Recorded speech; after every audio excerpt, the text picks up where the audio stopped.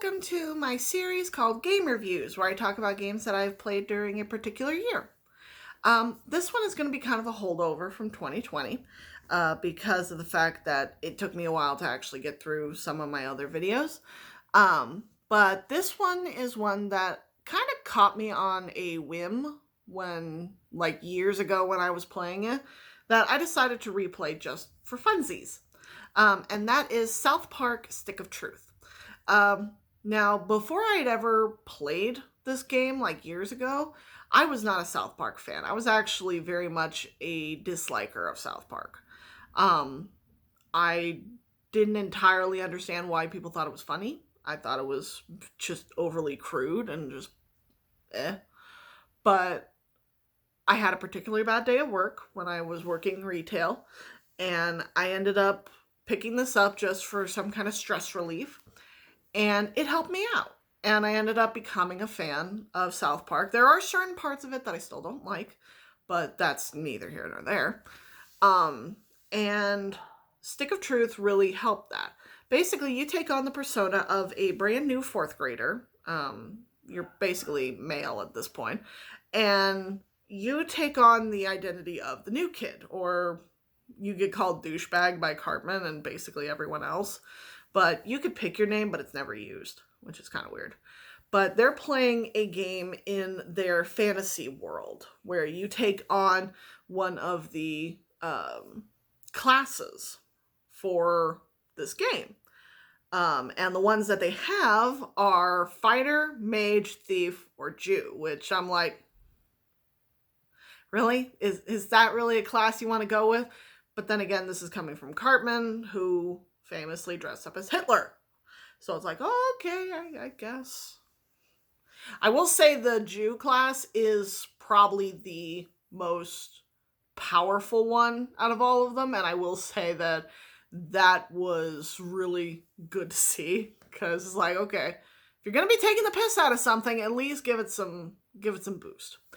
But the game is, how do I put it? Turn-based combat, where each person has a particular order to when they go during the turn order, and you attack, then your opponent goes, then you attack, then your opponent goes, blah, blah, blah, blah. And you end up getting a companion in one of multiple characters. I believe it is Butters, Kenny, Stan, Kyle, Cartman, and is that it? I think that's it. Yeah, I think that's it, actually, now that I'm thinking about it. There's probably one that I'm missing.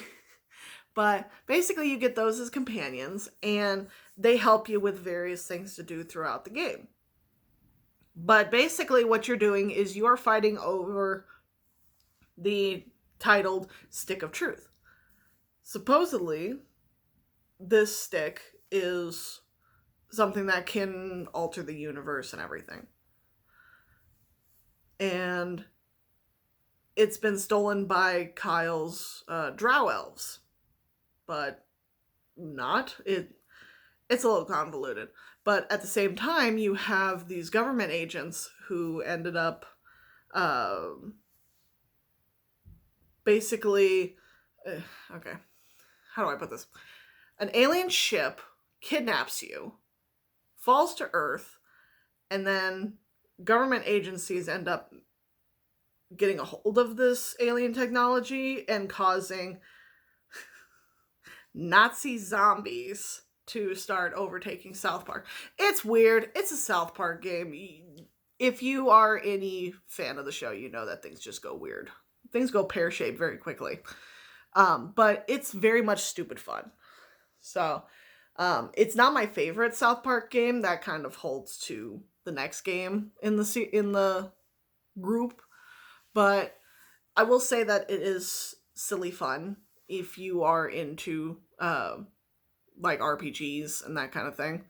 It is longer than the sequel that comes after it, but it's interesting. I will give it that. So if you're ever interested, I had it for both PS3 and PS4. I believe that they came out with it on Xbox versions.